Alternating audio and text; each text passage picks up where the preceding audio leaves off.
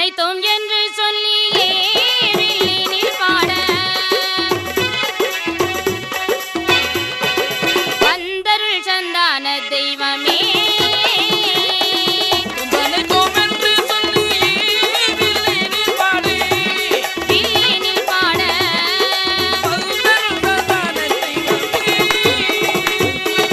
சந்தத்தோடு பானை தாளம் சித்துடுக்கை பம்பையோடு சந்தத்தோடு பானை தாளம் சித்துடுக்கை பம்பையோடு வல்லர கண்கதையதனை வளமுடனே வில்லில் பாட வந்தமகி துணை புரிவாய் கலை மகளே அந்த வடிவழகி வாதம் போற்றி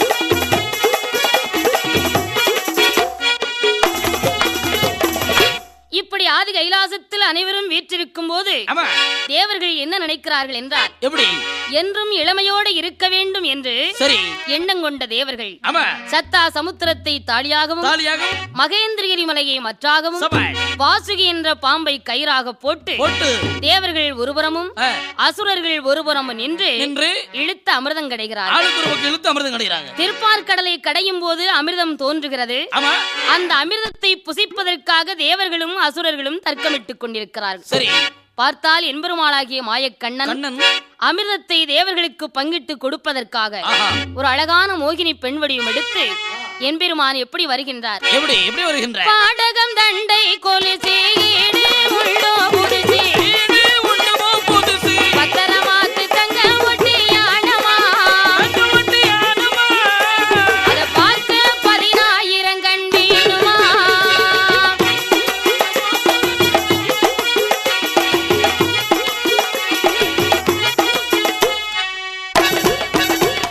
பார்த்தவர் மனம் பரவசப்பட பாதில் உள்ளோர் கண்டு மகிழ்ந்திட பார்த்தவர் மனம் பரவசப்பட பாதில் உள்ளோர் கண்டு மகிழ்ந்திட பாவாடை தவணிரவுக்கு இளங்கவே அவள் பாதத்திலே பாதசரம் துலங்கவே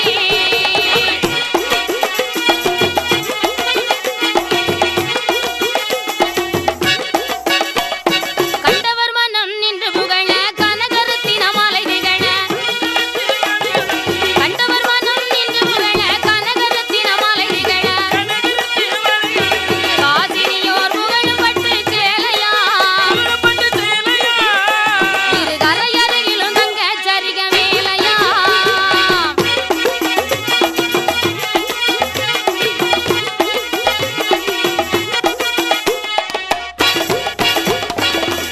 இந்த விதமாக மாயக்கண்ணன் அழகான பெண்ணாக வடிவமெடுத்து சரி கட்டாகி கரியமால் தேவர்களுக்கும் அசுரர்களுக்கும் முன்பு காட்சியளித்தார். அமிர்தம் முழுவதையும் தேவர்களுக்கு பங்கிட்டு கொடுத்துவிட்டு அசுரர்களுக்கு வெறும் பாத்திரத்தை காட்டி மறைந்தார். உடனே அசுரர்கள் எல்லாம் தேவர்களை இம்சை செய்தார்கள். தேவர்கள் எல்லாம் மகாவிஷ்ணுவிடம் முறையிட்டு எழுதார்கள். தேவருடைய முறையீட்டுக்கு இணங்க மகாவிஷ்ணு அசுரர்களை அழிக்க வேண்டும் என்று தன்னுடைய சக்கராயுதத்தை ஏவி விட்டார். அசுரர்கள் எல்லாம் கண்ணனுடைய சக்கராயுதத்திற்கு பயந்து பாதாள லோகத்திலே வந்து எப்படி பதுங்கி இருக்கிறார்கள்? அஞ்சி அவர்கள் ஓடுகின்றார். அசுரர்களும் பாதாளத்தில் தலைவிழைத்தால் போதும் என்று தான் பயந்து ஓடுகின்றார். விரட்டி வரும் சக்கரம் கண்டு மிரண்டு திரண்டு பாயலானார். துரத்தி வரும் சக்கரத்தை துதிக்கலானாள் துன்னிமியாள்.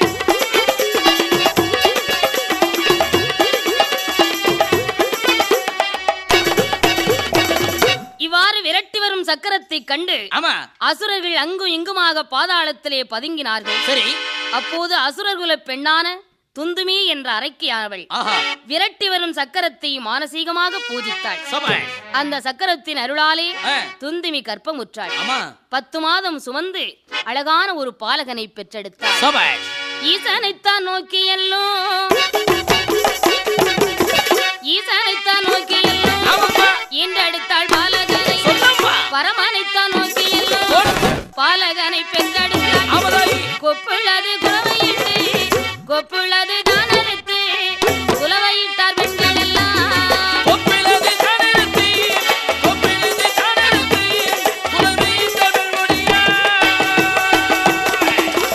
பாதாள அரைக்கிக்கு பிறந்திருக்கக்கூடிய அந்த குழந்தையை நாளொரு மேனியும் பொழுதொரு வண்ணமாக வளர்த்து கொப்புள் கொடியறுத்து குலவையிட்டார் பெண்கள் எல்லாம். அந்த குழந்தைக்கு பேசூட்ட வேண்டுமென்று வையகமெல்லாம் போற்ற அந்த ஆண்மகனுக்கு வல்லரக்கன் என்று பேர் சூட்டி அருமையாக வளர்த்து வருகிறார்கள். வல்லரக்கன் எப்படி வளர்ந்து வருகிறார்? எப்படி வளர்ந்து வருகின்றார்? 1 வயது 2 வயது உற்ற 3 வயதாச்சு 4வது வயதனை நடந்து ஓடி விளையாடி 5 நல்ல வயதாதிலே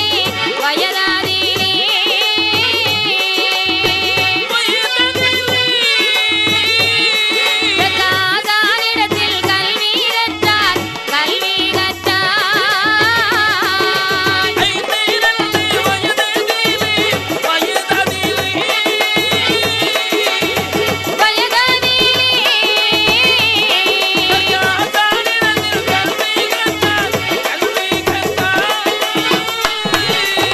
மல்லடமும் சிலம்பு தொழில் மர்மங்களும் தான் படித்தான். கூடு வித்து கூடுவாயும் குரளி வித்தை தான் படித்தான். வில்லு வித்தை வாழ்வித்தையும்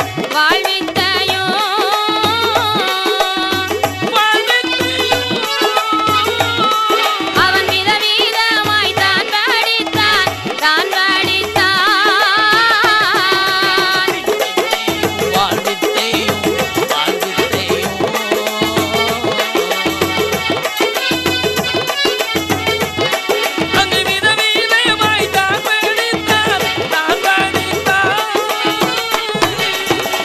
இவ்வாறு வல்லரக்கன் வளர்ந்து வரும்போது ஆயகலைகள் நேயமுடன் கற்று வல்லரக்கன் 16 வயதான உடனே பாதாள லோகத்தை அந்த அரக்கன் எப்படி ஆண்டு வருகின்றான்? எப்படி ஆண்டு வருகின்றான்? வயது 16 மான வல்லரக்கன் வன்மை முடி தரித்தான்.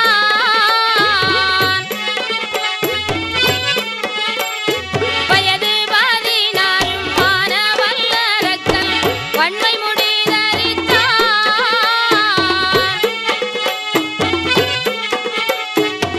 வையகமெல்லாமே ஓர் குடைக்குள்ளாக வையகமெல்லாமே ஓர் குடைக்குள்ளாக அரசது ஆண்டு வாரான்.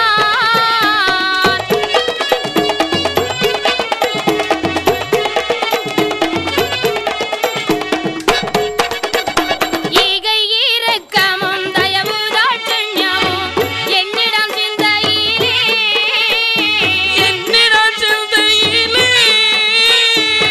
வாகைமலை சூடி யாரும் நிகரில்லா வாகைமலை சூடி யாரும் நிகரில்லா வையகம் ஆண்டு வாரான்.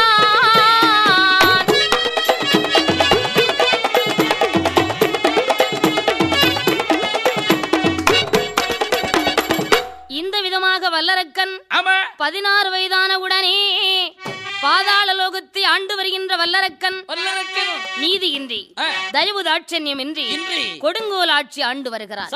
பாவி தருமத்தை மறந்தான். அதர்மத்தை மனதிலே கொண்டு எப்படி கொடுமைகள் செய்து வருகிறான் என்றால் எப்படிமா கொடுமைகள் செய்கிறான்? தவசிகளை கண்டானால் பாவி தடியெடுத்து அடித்திடுவான்.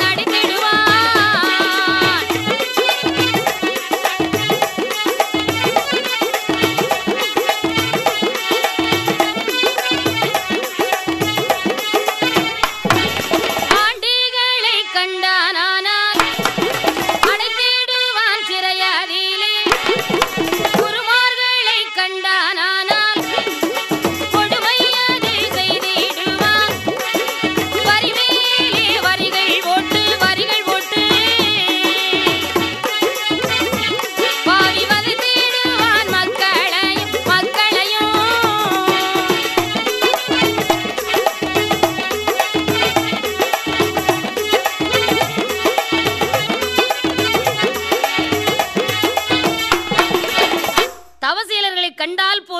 அடிப்பான். குறுமுனிகளை கண்டால் கொடுமை செய்வான். மக்களுக்கு வரிமேல் வரி போட்டு வதைப்பதிலே ஆனந்தம் அடைந்தான். இப்படி மக்களை கடும் துயர்படுத்தி வருகின்றான் அந்த அரக்கன். அந்த அரக்கனுடைய ஆட்சியிலே மழை பெய்யாமல் எப்படி இருக்கிறது என்றால், எப்படி இருக்கின்றது? வருண மழை பெய்யவில்லை வல்லரக்கன் நாட்டினிலே 12 வருடமாக பாரில் மழை பெய்யவில்லை. பஞ்சமானால் பஞ்சமாது வரதவிக்கும் பஞ்சமது பஞ்சமானே பஞ்சமாதி வரதவிக்கும் பஞ்சமதி. உண்பதற்கு உணவும் இல்லை, அங்கே உண்பதற்கு உணவும் இல்லை, உடுப்பதற்கு உடையும் இல்லை, உடுத்த அங்கே உடையும் இல்லை. காராம்பசு கந்தினங்கள் அந்த காராம்பசு கன்றினங்கள் கத்தி கத்தி மடியுதையும் அங்கே கத்தி கத்தி மடியுதையும் இந்த விதமாக வல்லோ இருக்கின்ற நாளையிலே இந்த வீதமாக வல்லோ இப்படி அங்கே இருக்கையும். இப்படி மக்களெல்லாம் உண்பதற்கு உணவும் உடுப்பதற்கு உடையும் இல்லாமல் தரித்திரம் தாண்டவம் ஆடுகிறது. சரி, கால்நடைகள் ஆடு மாடுகள் எல்லாம் மேய்வதற்கு இரையில்லாமல் ஆமா. பட்டினியாக கிடந்து செத்துக் கொண்டிருக்கிறது. ஐயோ பாவம். இதை அறிந்தும் அறியாதவன் போன்று கொடிய பாவி வல்லரக்கன் ஆமா, நாட்டிலே மழை இல்லாமல் பஞ்சமாக இருப்பதறிந்தும் தெரிந்தும் தன்னுடைய மந்திரி அழைத்து என்ன கூறுகின்றான்? என்ன கூறுகின்றாய்? அப்பா மந்திரி, அரசே, குடிமக்கள் எல்லாம் நமக்கு செலுத்த வேண்டிய பகுதி பணம் கொடுக்கவில்லை. வரிப்பாக்கி செலுத்தவில்லை. அந்த வரிப்பணத்தை வாங்கி வாருங்கள் உடனடியாக வசூல் செய்து வாருங்கள் என்று அனுப்பி வைக்கிறான். சரி, மந்திரியும் மக்களிடத்திலே வந்து ஆமா. மன்னனுக்கு சேர வேண்டிய வரிப்பணத்தை கொடுக்காவிட்டால் ஆ, கடுமையாக தண்டிக்கப்படுவீர்கள் என்றார். சரி. உடனே பார்த்தார் மக்கள் எல்லாம், ஆஹா, இந்த கொடியவாவி அரக்கனுடைய ஆட்சியிலே பட்டினியால் இறப்பதை விட ஆமா, அவனோடு போர் புரிந்து மடிவதை எவ்வளவு எவ்வளவு உயர்ந்தது மேல். என்று மக்கள் எல்லாம் ஒன்று திரண்டு, சரி, ஜனசக்தி எல்லாம் ஒன்று திரண்டு எப்படி வருகின்றது? எப்படி? வில்லம்புக்காரர்கள் ஓரணியாம், விச்சருவக்காரர் ஓரணியாம், குத்துக்கம்பு வீரர் ஓரணி, கண்ட கோடாரி வீரர்கள் ஓரணியாம், வெறி கொண்ட மக்கள் எல்லாம் வேகமாக ஏகி வரார். மக்கள் எல்லாம் அவரவர்கள் ஆயுதம் கொண்டு கொடுங்கோல் மன்னன் ஆட்சி ஒழிக ஒழிக என்று ஜனங்கள் எல்லாம் ஆர்ப்பரித்து பூக்குரலிட்டு வருவதைக் கண்டார் மந்திரி. ஆமா, மன்னா, நாம் மோசம் போய்விட்டோம். ஆமா. மக்கள் எல்லாம் அணிதிரண்டு ஆயுதம் ஏந்தி கொடுங்கோல் ஆட்சி ஒழிக என்று வருவதை பார்த்தால் நாம் இன்று தப்பிக்கவே முடியாது என்று சொன்னவுடனே வல்லரக்கன் மாடியில் என்று பார்க்கிறான். மக்கள் அலை கடலென திரண்டு வருவதை பார்த்தான். மந்திரி அழைத்தான். என்ன கூறுகிறான்? எப்படி? ஐயா மந்திரியே, சண்டை செய்ய இப்பொழுது தக்கதொரு படையும் இல்லை.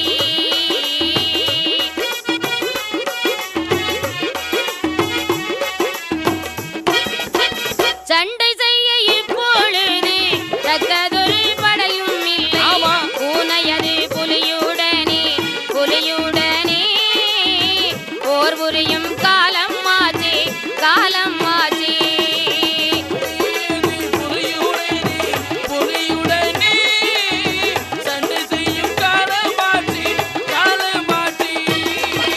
யானையது சிங்கத்தோடு சமர் புரியும் காலம் மாச்சே.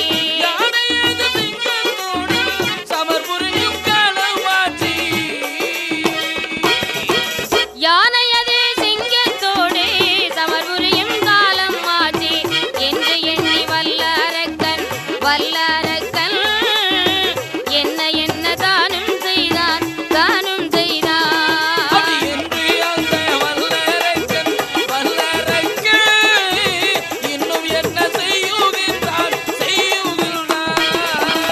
மந்திரிமார்களே, அரசே, இப்போது இந்த மக்களை ஜெயிப்பதற்கு நம்மிடத்திலே படைபலன்கள் இல்லை. இல்லை இல்லை. ஆகினாலே நான் ஆண்டவனை நோக்கி தவம் செய்து வருகிறேன். ஆகட்டும், நான் தவம் இருந்து வருவரைக்கும் இந்த தாரணி ஆண்டிருங்கள். ஆகட்டும் அரசே. செங்கோல் முத்திரையும் மந்திரிமாரிடத்திலே ஆட்சி பொறுப்பை ஒப்படைத்துவிட்டு அந்த வல்லரக்கன் எப்படி தவக்கோலம் கொண்டு வருகிறான்? எப்படி வருகின்றான்? காவி உடை தான் அணிந்தான்,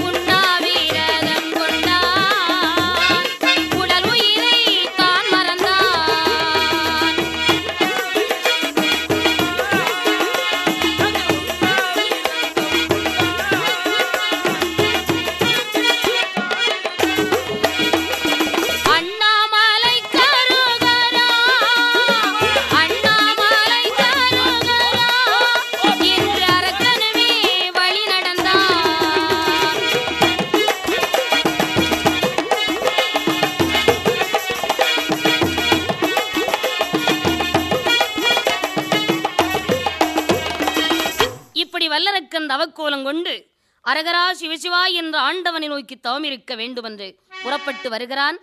அப்போது ஆந்தை ஒற்றை குரல் கொடுக்கிறது, பூனை இடமிருந்து வலம் பாய்கிறது, சர்ப்பம் எதிராட்சி, இவசி எல்லாம் அவசகுணம் என்று கூட யோசிக்காமல் வல்லரக்கன் தவம் இருக்க வேண்டும் என்று எப்படி வருகின்றான்? கடுமலை தான் கடந்தான் கடியரக்கன் ஏகி வாரான்,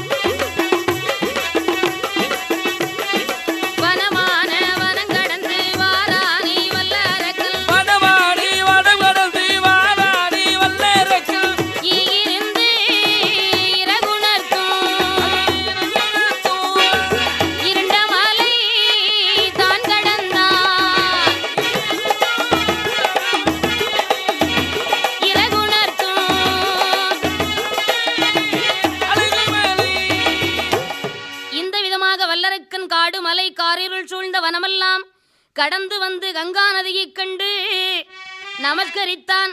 கைலை மலையை கண்டான் வல்லரக்கன், அகமகிழ் கொண்டான்.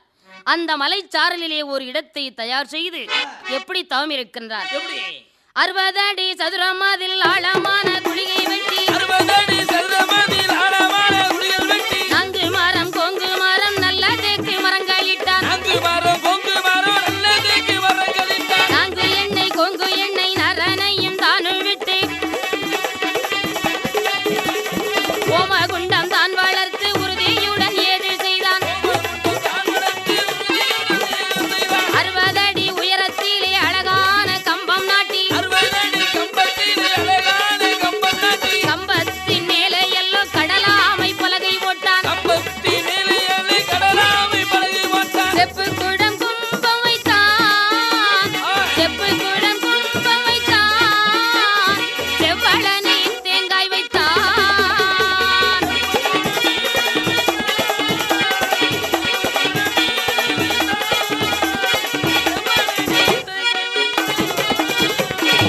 தேங்காயின் மேலே மாங்கனி ஒன்று வைத்தான், அதன் மேலே மரப்பாக்கு வைத்தான், அதன் மேலே மகிழம்பூ வைத்தான், அதன் மேலே பொன்னூசி நாட்டி, அந்த ஊசி முனை மேலே ஒரு காலை வைத்து உச்சான் தலை மேலே ஒரு காலை வைத்தான். இரு கரம் கூப்பி ஓம் நமச்சிவாய ஓம் நமச்சிவாய அராய நமவோம் சிவாய நமவோம் என்று தவம் இருக்கிறான் அந்த வல்லரக்கன். ஒரு வருடமா 2 வருடமா 12 வருட காலங்களாக 1000 முழ கம்பத்தின் மீது இருந்து அரக்கன் தவம் இருக்கிறான். அரக்கனுடைய மேனியெல்லாம் எப்படி இருக்கின்றது? காற்றடித்து மணல் பரப்பி கரையான் புற்றி மேல் படர,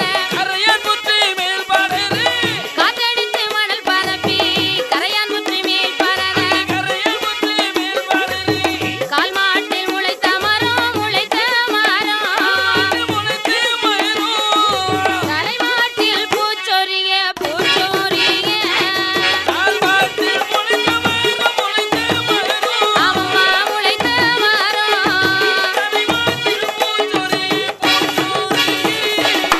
கொண்டையிலே சில பறவை கூடு கட்டி முட்டையிட, கொண்டையிலே சில பறவை கூடு கட்டி முட்டையிட, 5 தலை சென்னாகும் சென்னாகும் அங்கு அடகிடந்து முட்டையிட முட்டையிட, அம்மா சென்னாகும்.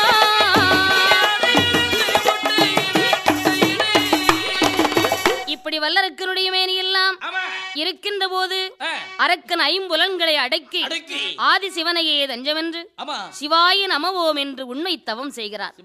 அன்ன ஆகாரம் இல்லாமல் ஊனுறக்கம் இல்லாமல் காற்றையே உணவாக அருந்திக் கொண்டு கரக்கண்டனை மனதிலே நினைத்து தவம் செய்கிறான். அரக்கன் செய்யக்கூடிய தவமானது அக்கினியாக தாக்குகின்றது. ஆதி கைலாசம் கைலை மலையே நடுங்கச் செய்கின்றது. பார்த்தார் பகவான், தவம் இருக்கக்கூடிய அரக்கனுக்கு வரம் கொடுக்க வேண்டும் என்று அரக்கன் தவம் இருக்கக்கூடிய கம்பத்தடியிலே வந்து அரக்கனை பார்த்து அரணார் என்ன கூறுகின்றார்? கம்பம் விட்டு கீழிறங்கு கடியாரக்கா, கம்பம் விட்டு கீழிறங்கு,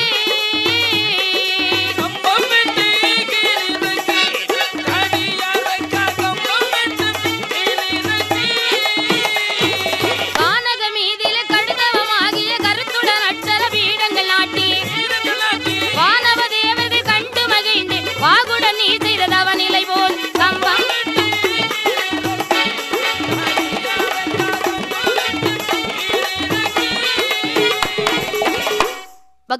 வல்லரக்கா, நீ கம்பத்து விட்டு கீழிறங்கி வருவாயப்பா என்று பகவான் சொன்னவுடனே 12 ஆண்டு காலங்களாக மூடிய கண்களை விழித்த வல்லரக்கன் அரணாரை பார்த்து என்ன கேட்கின்றான்?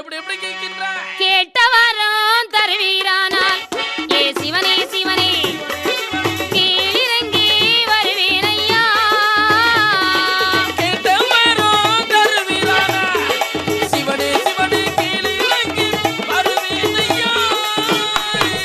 திருவாகரனே கேசகனே சாரபதை அணிந்திடும் ஐங்கரந்தாதா நீர்வல பாதா நீரணி வேதா நித்தியம் அடியவர் தந்திடும் போதா.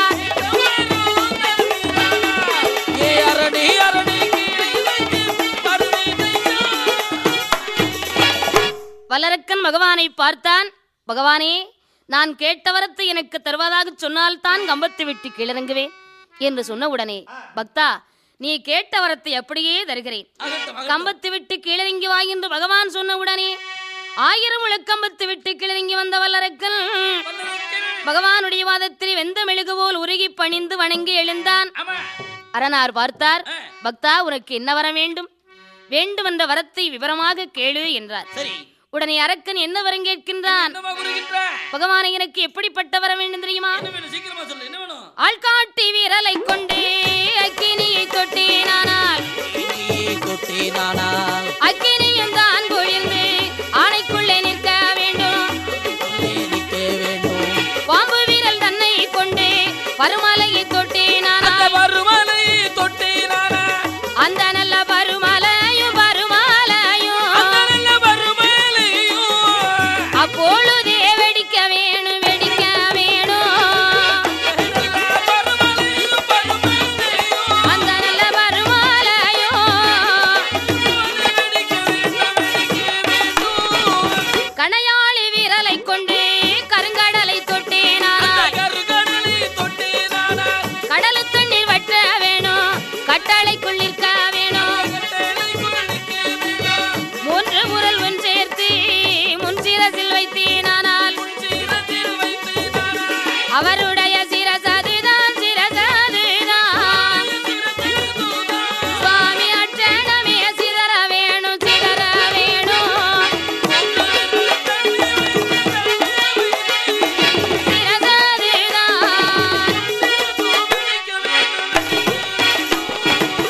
வல்லரக்கன் பகவானிடத்தில் இப்படிப்பட்ட வரத்தை கேட்கும் போது அரக்கன் யோசிக்காமல் அரணார் எப்படி வரத்தை கொடுக்கின்றார்? பக்தா, நீ கேட்ட வரம் அப்படியே தந்தேன் தந்தேன் என்று வரத்தை கொடுத்தார். பக்தா, நான் கொடுத்த வரத்தை வைத்து நீ நீதி நேர்மையோடு ஆட்சி செய்தால் உனக்கு நன்மை உண்டாகும். அதற்கு மாறாக நீ அரசாட்சி நடத்தினால் உனக்கே வினை வந்து சேரும் என்று பகவான் வரத்தை கொடுத்து விட்டு சென்றார். வல்லரக்கன் வரத்தை வாங்கிவிட்டு வந்து கொண்டிருக்கும் போது அந்த பாதை வழியாக நாரத மகாமுனிவர் வருகிறார். அரக்கனை பார்த்தார். என்ன கூறுகின்றார்? பக்தா, வல்லரக்கா, அடே அப்பா, 12 வருடமா தவம் பண்ணி பகவானிடத்துல நீ வரத்தை வாங்கியிருக்கிற. பக்தா வல்லரக்கா, பகவான் வரம் கொடுக்கிறதுக்கு முன்னாடி உனக்கு இந்த கை இப்படித்தான் இருந்தது. ஆமா, இப்பவும் இந்த கரங்கள் இப்படித்தான் இருக்கிறது. அதானே, கை மாறலையே. கரங்களுக்கு சக்தி வந்து விட்டதா என்று சோதிக்க வேண்டுமானால் என்ன செய்யணும்? உனக்கு வரம் கொடுத்த பகவானையே சோதிச்சு பாத்துரு. சபாஷ் நாரதரே, நல்ல சமயத்தில் நல்ல யோசனை சொன்னீர்கள். இது போகின்றேன் என்று சொன்ன உடனே அரக்கன் என்ன எண்ணுகின்றான்? எப்படி?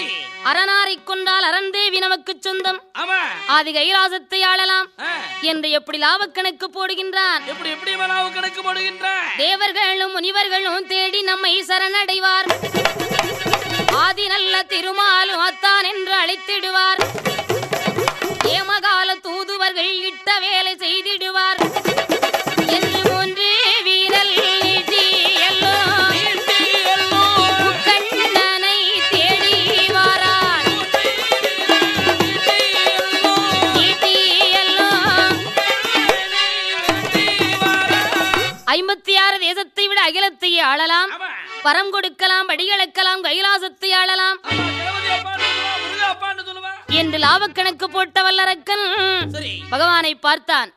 ஓய் பரமசிவா, கொஞ்சம் நில்லும் நில்லும் ஐயா என்று பகவானை அழைத்துக் கொண்டே 3 விரல் நீட்டிக்கொண்டே வந்தார். பார்த்தார் பகவான், அடப்பாவி, நான் கொடுத்த வரத்தை வைத்து என்னையே சோதித்து பார்க்க துணிந்து விட்டானே. தீட்டின மரத்தை கூர்மை பார்த்த வாழ்வோலல்லவா இந்த பாவி வருகின்றான். நம்ம தலையில கைய வச்சாலும் வச்சுடுவானோ என்று பயந்து அரக்கனுக்கு பயந்து அரணார் ஓடும் போது ஆதி கைலாசத்தில இருந்து யார் யாரெல்லாம் ஓடுகின்றார்? வானவரும் ஓடினார், மறையவரும் ஓடினார், தானவரும் ஆதித்தனும் சந்திரனும் ஓடினார், நந்தியோடு இந்திரனும் நான்முகனும் ஓடினார், சித்திர புத்திரரும் சீக்கிரமாய் ஓடினார், கைலாசம் தன்னை விட்டு கரை கண்டரும் ஓடினார், பெருச்சாளி வாகனத்திலே பெருச்சாளி வாகனத்திலே பிள்ளையாரும் ஓடி வரார்.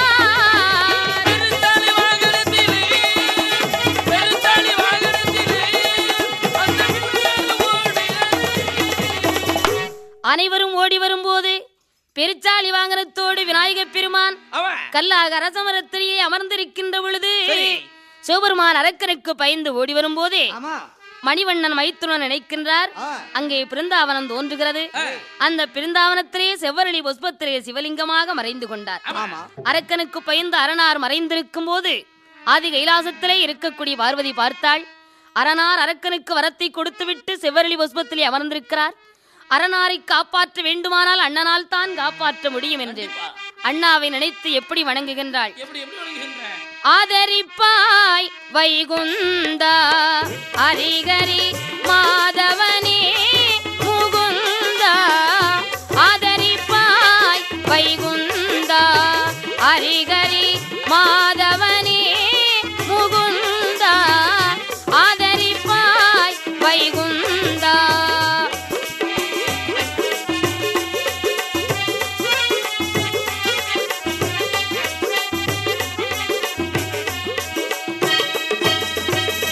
யாதவலோலா யசோதையின் பாலா, யாதவலோலா யசோதையின் பாலா, யாரனக்கே துணை சொல்லனுகூலா, யாரனக்கே துணை சொல்லனுகூலா, ஆதரிப்பாய் வைகுந்தா ஹரிகரி மாதவனே முகுந்தா, வைகுந்தா.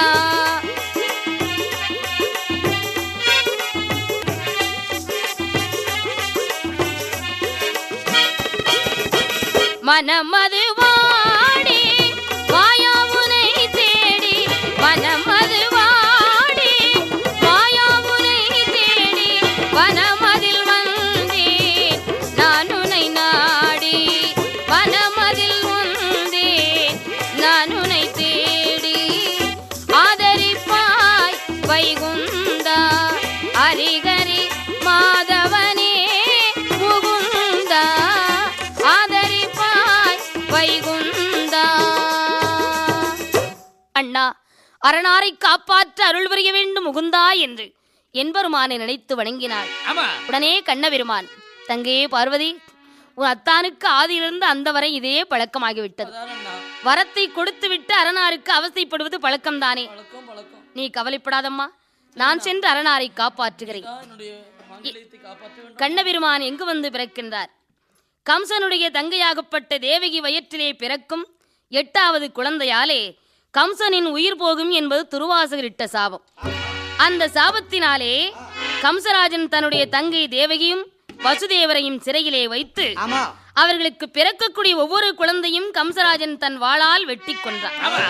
அதை அறிந்த மாயவன் கம்சனை கொல்ல வேண்டும் என்று தேவகி வயிற்றிலே 8வது பிறக்கும் குழந்தையாக அவதரித்தார். இங்கே இப்படி இருக்க அங்கு ஆயர்வாடி வட்டணத்திலே யசோதை திருவயிற்றிலே அம்பிகையை அவதரித்தாள். மாயன் கட்டளைப்படியே தேவர்கள் தேவகி வயிற்றிலே பிறந்த கண்ணனை யசோதையிடமும் யசோதை வயிற்றிலே பிறந்த அம்பிகையை தேவகியிடத்திலும் மாற்றிவிட்டாள். சரி, மறுநாள் கம்சன் பார்த்தான், தன் தங்கை வயிற்றிலே பிறந்திருக்கக்கூடிய பெண் குழந்தையை கொல்ல வேண்டும் என்று தேவகியிடமில்ல பெண் குழந்தையை வேகமாக பிடுங்கி ஆகாயத்திலே வீசி எறிந்து தன் வாளை ஏந்தினான். அப்போது மேலே வீசப்பட்ட அந்த பெண் குழந்தை கம்சராஜனை பார்த்தது. அடே கம்சா, என்னை கொல்லவா நீ துணிந்தாய்? உன்னை கொல்வதற்காக என் அண்ணன் மாயவன் ஆயர்வாடி பட்டணத்திலே யசோதையின் வீட்டிலே வளர்ந்து வருகிறாரடா என்று சொல்லிவிட்டு அந்த குழந்தை ஆகாயத்திலே மறைந்து விட்டது. கம்சராஜனோ அன்று முதல் கவலை கொண்டு அமர்ந்திருக்கிறான். இங்கு யசோதை தன் குழந்தைக்கு ஆண்மகனுக்கு கண்ணன் என்று பேசூட்டி பாலூட்டி பாராட்டி சீராட்டி நாளொரு மேனையும் பொழுதொரு வண்ணமாக அருமையாக வளர்த்து வருகின்றார் கண்ணனை. அங்கு அப்படி இருக்கும்போது கம்சராஜன் எப்படியும் இந்த கண்ணனை கொல்ல வேண்டும் என்று தன்னுடைய தங்கை பூதகி அனுப்பி நச்சுப்பால் கொடுத்து குழந்தையை கொன்று வரும்படி அனுப்பி வைக்கிறார். பூதகியும் கண்ணனை கொல்ல வேண்டும் என்று ஆயர்வாடி பட்டணத்திலே யசோதையின் வீட்டிற்கு வந்தாள். யசோதை தண்ணீர் எடுக்க சென்று விட்டாள். யசோதை போலவே வடிவமெடுத்து தொட்டிலே தூங்கக்கூடிய கண்ணனை எடுத்தாள். அந்த பூதகி நச்சுப்பாலை எப்படி கொடுக்கின்றாள்? எப்படி கொடுக்கிறாள்? தனமதில் வாய் வைத்து குடிக்கின்றான், தனமதில் வாய் வைத்து குடிக்கின்றான், தன் பலம் கொண்டுமே கடிக்கின்றான்.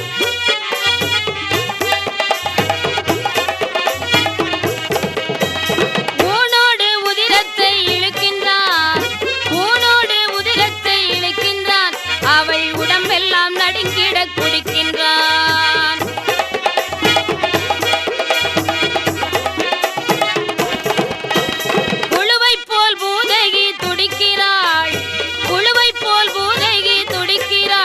உயிர் போகுதென்றே பல்லை கடிக்கிறாள்.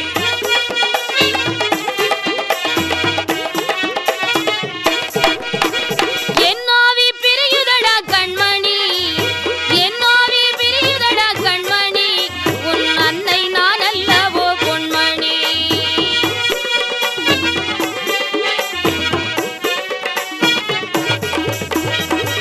இப்படி கண்ணபெருமான் தன்னை கொல்ல வந்த பூதகியை கொன்றுவிட்டு ஒன்றும் தெரியாதவர் போலே தொட்டிலே படுத்துக் கொண்டார்.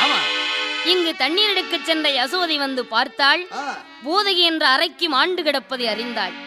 அங்கு உள்ள ஆயர்கள் எல்லாம் அழைத்து வந்து அந்த கொடியவள் பூதகியை தகனம் செய்து விட்டார்கள். இங்கு இப்படி இருக்க கண்ணனுடைய லீலை ஆரம்பமாகிறது. கண்ணனுக்கு 5 வயது ஆனவுடனே ஆயர்வாடி தெரு வீதியிலே மற்ற பிள்ளைகளோடு விளையாடிக் கொண்டிருந்த கண்ணன் தெருப்பொழுதி மண்ணை அள்ளி தின்றான். உடனே கோபியர்கள் எல்லாம் ஓடோடி வந்தாள். எம்மா யசோதே, உன் குழந்தைய பாத்தியாமா? தெருவில் உள்ள மண்ணையெல்லாம் அள்ளி திங்கிறாமா உன் குழந்தை? ஆமாமா என்று சொன்னவுடனே யசோதை ஓடோடி வந்தாள். கண்ணா, மண்ணை அள்ளி தின்னலாமா? கண்ணா கண்ணா, மண்ணை அள்ளி தின்னலாமா?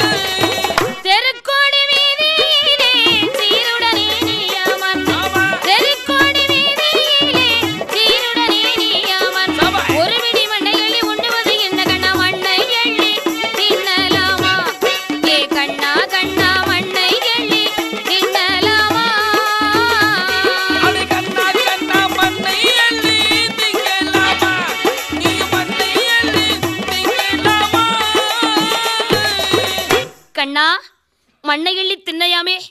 பசுனையால் செய்த பட்சணமெல்லாம் நம்முடைய வீட்டில் இருக்கும்போது நீ மண்ணை திங்கலாமா கண்ணா? எங்கே கண்ணை உன் வாயை திற பார்க்கலாம் என்றாள் யசோதை. கண்ணன் வாயை திறந்தவுடனே யசோதை என்ன கண்டாள்?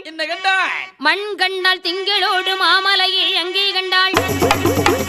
பெண் கண்டாள், அண்டமோடு வெண்கதிரை காணும் கண்டாள். திருமூர்த்தி மூவரோடு தேவாதி தேவர் கண்டாள். காணாத காட்சி எல்லாம் கண்ணன் வாயில் கண்டு கொண்டாள்.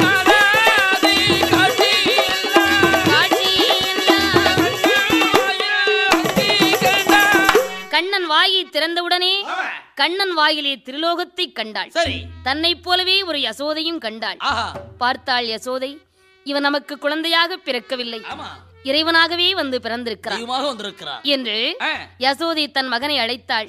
கண்ணா, இன்றைக்கு நல்ல நாள், நீ ஆசானிடம் சென்று கல்வி கற்க வேண்டும் என்று ஆசானிடத்திலே ஒப்படைத்தாள். ஆசான் கண்ணனுக்கு கல்வி கற்றுக் கொடுக்கிறார். ஹரிவோம் நமோ நமச்சிவாய என்று கண்ணனுக்கு சொல்லிக் கொடுத்தார். கண்ணன் பார்த்தார், குருநாதரே, ஹரிவோம் என்றால் அதற்கு அர்த்தம் என்ன? அதற்கு அர்த்தம் எனக்கு சொல்லுங்கள் என்று குருநாதரிடத்திலே கண்ணன் கேட்டார். குருநாதர் பதில் சொல்ல முடியாமல் இருக்கிறார். அப்போது கண்ணன் என்ன கூறுகிறார்? ஹரிகரி நானும் என்று அண்ணாவியும் அறியலையோ, ஹரிகரி நானும் என்று அண்ணாவியும் அறியலை, அறிந்து கொள்வீரே நன்றாய் புரிந்து கொள்வீரே, அறிந்து கொள்வீரே நன்றாய் புரிந்து கொள்வீரே.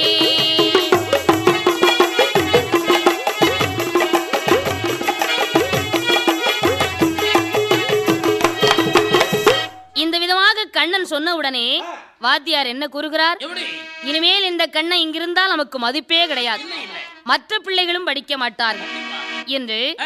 ஐயாவே மாய கிருஷ்ணா அறிந்து கொண்டேன் உன் மகிமை, ஐயாவே மாய கிருஷ்ணா அறிந்து கொண்டேன் உன் மகிமை, மெய்யாக உந்தனுக்கு மேதினியில் பாடம் சொல்லி கொடுத்தது போதும், நீ படித்தது போதும், நீ கொடுத்தது போதும், பாடம் படித்தது போதும்.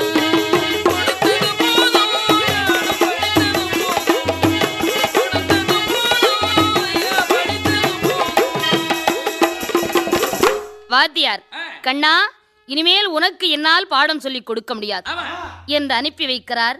கண்ணனும் பள்ளியை விட்டு வீட்டுக்கு வந்தான். மற்ற பாடலோடு சேர்ந்து கண்ணன் எப்படி களவு செய்கின்றான்? களவு செய்ய வேண்டும் என்று கண்ணனுமே எண்ணுகின்றார், களவு செய்ய வேண்டும் என்று கண்ணனுமே எண்ணுகின்றார், சேக்காளி பிள்ளைகளை சேர்த்து கொண்டு ஏகி வரான்.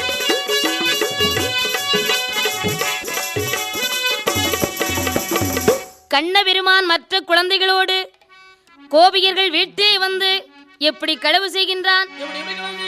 வெண்ணையதை தான் எடுத்து விருந்து வைப்பான் தோழருக்கு, கட்டும் இளம் கன்றுகளை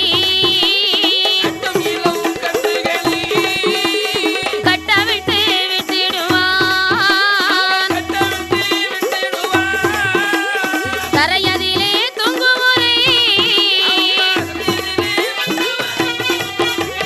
தான் உருட்டி விட்டிடுவான்.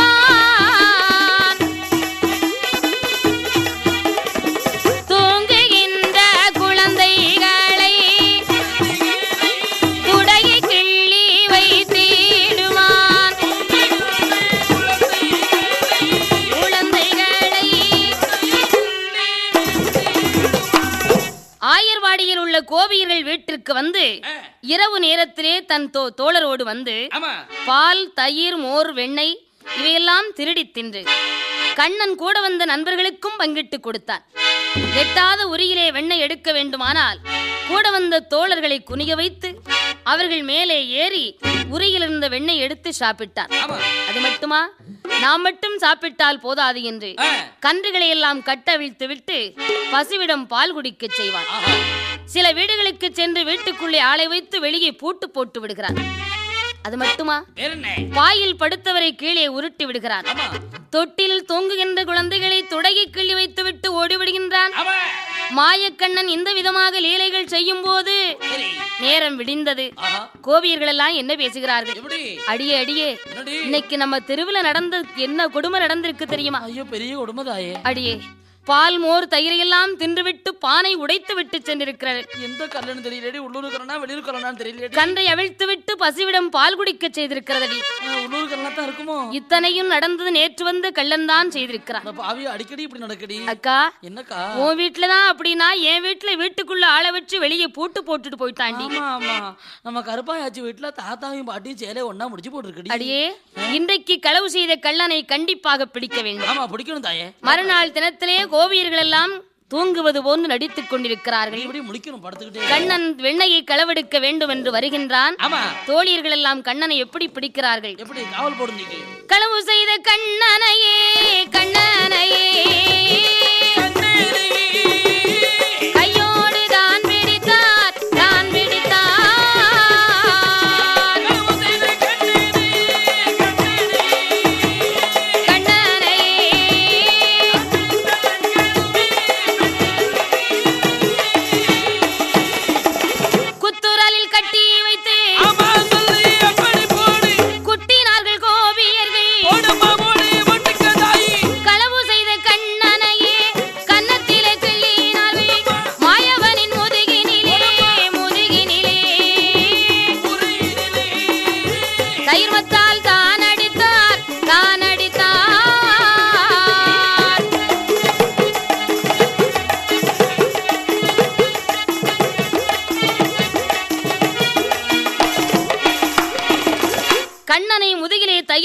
அடித்த அடியானது உலகத்தில் உள்ள ஜகல ஜீவஜந்துக்களுக்கும் அடி விழுந்தது. உடனே கோபியர்கள் கண்ணனை உரலிலே கட்டி வைத்து நாளை காலை எழுந்தவுடன் யசோதையிடம் சொல்லுவோம் என்று கோபியர்கள் தூங்கிவிட்டார்கள். இங்கே கண்ணன் கட்டி உரலோடு கடகடவென்று இழுத்துக் கொண்டு வருகிறார். குபேரனுடைய மக்கள் நலகுபரனும் மணிக்கிரீவனும் கங்கையிலே நிர்வாணமாக நீராடிய காரணத்தால் அதை கண்ட நாரதர் இருவரையும் 2 மருத மரங்களாக சபித்தார். கண்ணன் உரலோடு உருட்டி வருகின்ற வழியிலே 2 மருத மரம் இருக்கிறது. மருத மரத்திலே உரல் சிக்கிக் கொண்டது. கண்ணன் மூச்சை அடைக்கு இழுத்தவுடனே 2 மருத மரமும் ஒடிந்து சுயரூபம் அடைந்து நலகுபரனும் மணிக்கிரீவனும் வணங்கி கைலாசம் சென்று விட்டார்கள். கண்ணன் யசோதை வீட்டிலே வந்து அழகாக தூங்குகின்றார். காலை பொழுது விடிந்தது. கோபியர்கள் பார்த்தார்கள், கண்ணனையும் காணோம், கண்ணனை கட்டி வைத்த உரலையும் காணோமே என்று யசோதை இடத்திலே வந்து என்ன கூறுகின்றார்? எம்மா யசோதை, உந்தன் மகன் கண்ணனுமே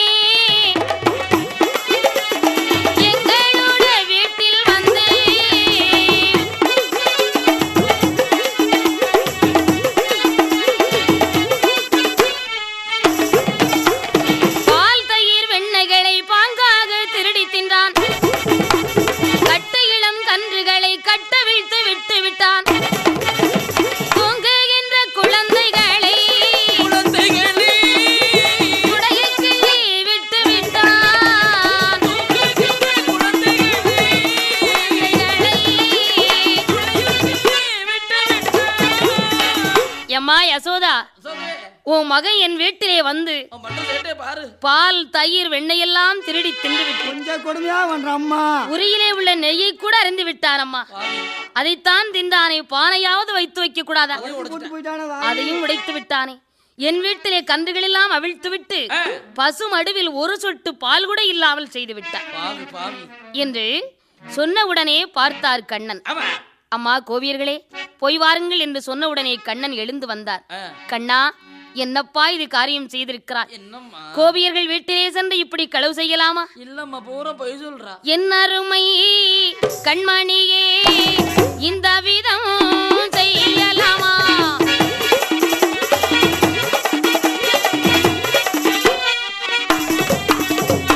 உனை வளர்த்த அருமை என்ன உத்தமனே,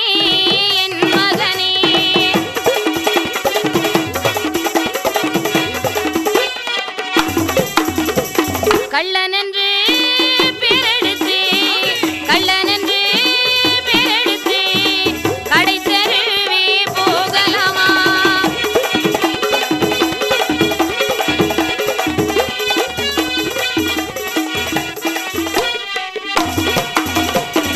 கண்ணா, உன்னை வளர்த்த அருமை என்ன? இப்படி கள்ளன்னு பேரெடுத்து நீ கடைவீதி போகலாமா? கண்ணா, நம்முடைய வீட்டிலே கட்டி தயிர் இருக்கிறது, மோர் இருக்கிறது, பால் இருக்கிறது, நெய் இருக்கிறது. இந்த கோபியஸ்தர்கள் வீட்டிலே நீ களவு செய்யலாமா? கண்ணா, இப்படியெல்லாம் நீ செய்தாய் என்றால் எனக்குத்தானப்பா அவமானம் என்று யசோதை சொன்னவுடனே கமலக்கண்ணன், அம்மா, நான் இங்கே தூங்கிக் கொண்டிருக்கிறேன். அந்த கோபியர்கள் பொல்லாத வார்த்தை சொல்லுகிறார் அம்மா. அப்படியா? பொல்லாத கோபி மாறம்மா, பொல்லாத கோபி மாறம்மா, அவர் இல்லாத வார்த்தைகளை சொல்லுறாரம்மா, சும்மா சொல்லுறாரம்மா. பொல்லாத கோபி மாறம்மா,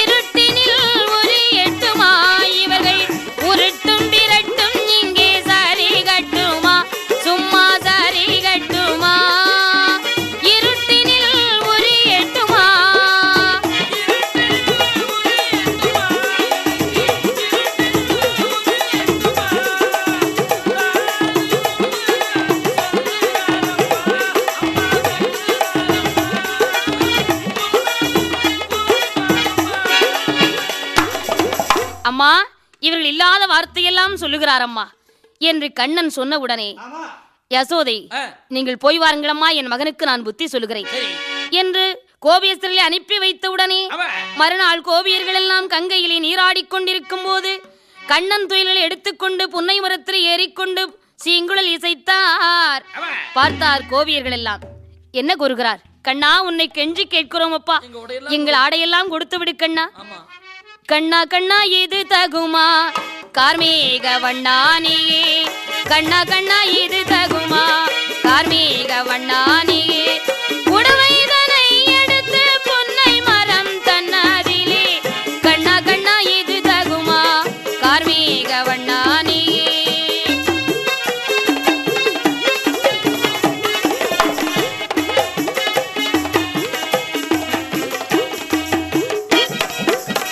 மனமே போகுது கண்ணா மனது இறங்கலையோ, மனமே போகுது கண்ணா மனது இறங்கலையோ, புனித இதழ்வாய் புவனத்தை நீ காட்டிய மன்னா, கண்ணா கண்ணா இது தகுமா கார்மேக வண்ணானே.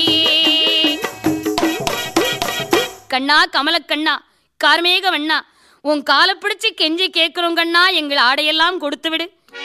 அடியே கோவிகளா, எங்க அம்மாட்ட நீங்க ஆவலாதி சொன்னீங்கல்ல, செஞ்சது தப்புன்னு மன்னிப்பு கேளுங்க, ஆடையை கொடுக்கிறேன். மறுநாள் தினத்திலே கோபிகள் எல்லாம் யசோதை இடத்திற்கு வந்தாள். என்ன கூறுகிறார்?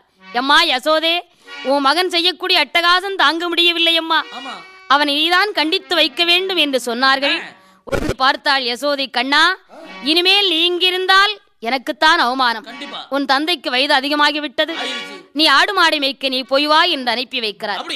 உடனே நீலமேகவண்ணன் ஆடு மாடுகளை மேய்க்க வேண்டும் என்று ஆடு மாடுகளை பத்திக் கொண்டு சீங்குழல் இசைத்து எப்படி வருகின்றார்? ஆடிடுமாம் பசுக்கள் ஆடிடுமாம், அரணரை காணும் என்று தேடிடுமாம், ஆடிடுமாம் பசுக்கள் ஆடிடுமாம், அரணரை காணும் என்று தேடிடுமாம்.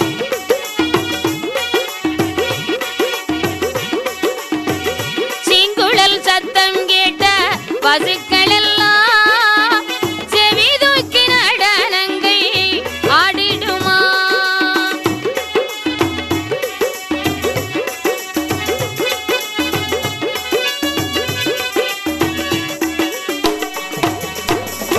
கண்ணன் சீங்குழல் இசைத்து வருகின்றார். அங்கே செவ்வரளி புஷ்பத்தில் சிவலிங்கமாக மறைந்திருந்த அரணார் பார்த்தார். மைத்துடன் வந்துவிட்டான், இனிமேல் நமக்கு கவலை இல்லை என்று புஷ்பத்தை விட்டு சிவலிங்கமாக எழுந்து வந்தார் பகவான். கண்ணன் பார்த்தார். அத்தான் பகவானே, என்ன இது கைலாசத்தை விட்டு இங்கு காட்டுக்குள் இருந்து வருகிறீர்களே, என்னத்தான் காரணம்? அத்தான் வாருங்கோ வனத்தில் ஒளிந்ததேனுங்கோ,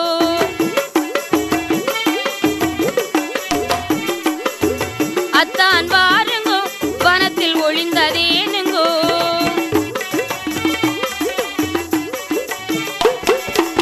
அத்தான் பகவானே, இந்த காட்டுக்குள்ளே இப்படி தலைவிரி கோலமா வர்றீங்களே, என்னத்தான் காரணம்? மைத்துனா, நீங்க தான் என்ன பெரிய இக்கட்டில இருந்து காப்பாத்தணும். அத்தான், அரக்கனுக்கு வரத்தை கொடுத்து விட்டு அவஸ்தைப்படுகிறேன், அரக்கனோ என்னை விரட்டி வருகிறான், நீங்கள் தான் அவனை சங்காரம் செய்ய வேண்டும் என்று சொன்ன உடனே கண்ணன் பார்த்தார். அத்தான் பகவானே, நான் அரக்கனை சங்காரம் செய்ய வேண்டுமானால் நீங்கள் ஆடு மாடுகளை மேய்த்துக் கொண்டிருங்கள், நான் அரக்கனை கொன்று வருகிறேன். அரணாரை ஆடு மாடுகளை மேய்க்க வைத்துவிட்டு நீலமேகவண்ணன் அரக்கனை சங்கரிப்பதற்காக மோகினி பெண் வடிவம் எடுத்து அந்த அடர்ந்த வனக்காட்டுக்குள்ளே வருகின்ற பொழுது அரக்கன் அரணாரை தேடி வந்தவன் அழகு பெண்ணை பார்த்தான். என்ன கேட்கின்றார்? அம்மா பெண்ணே, எந்த ஊரு எந்த தேசம் கன்னியிளம்மானே, எங்கிருந்து இங்கு வந்தாய் கன்னியிளம்மானே?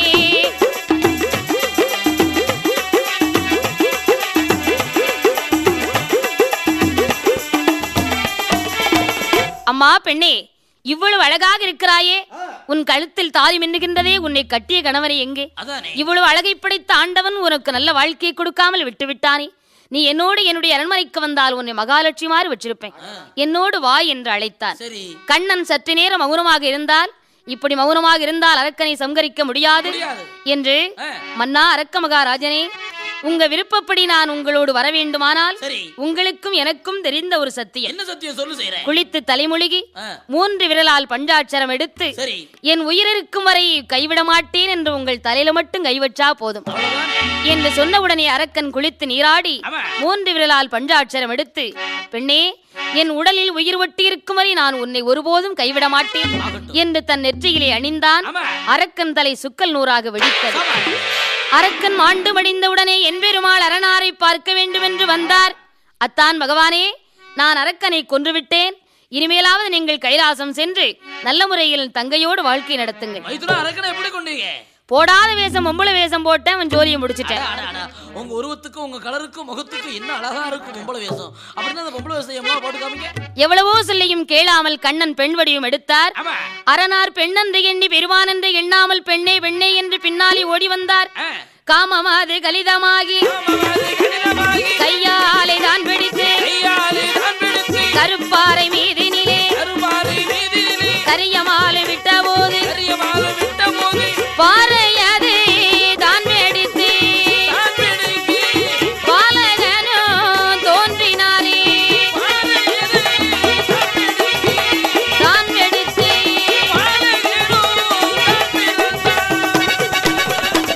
அரியும் சிவனும் சேர்ந்ததினாலே தர்மசாஸ்தா வந்து பிறந்தார்.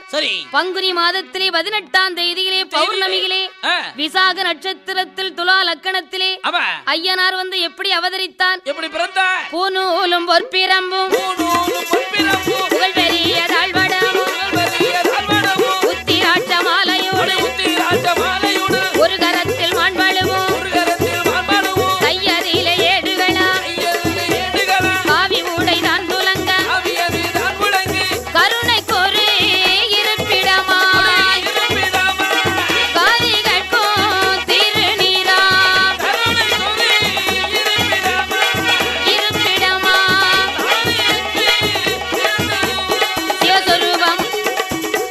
சிவஸ்வரூபமாக வல்லும் ஜெகமதியிலே வந்து உதித்தார். கருக்கு வேலையன் என்றும் கட்டழகன் தான் பிறந்தார். பொண்ணு வண்டு ஐயன் என்று பூவிலிங்க ஐயன் என்றும் பொண்ணு வண்டு ஐயன் என்றும் பூவிலிங்க ஐயன் என்றும் ஐயன் என்றும்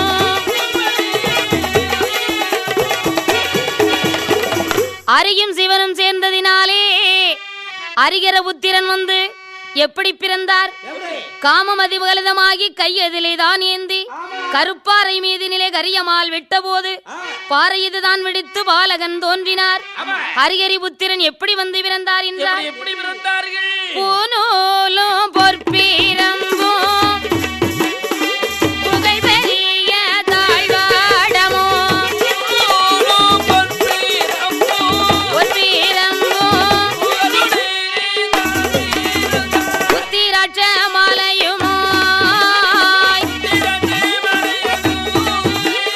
ஒரு கரத்தில் மாண்பழுவா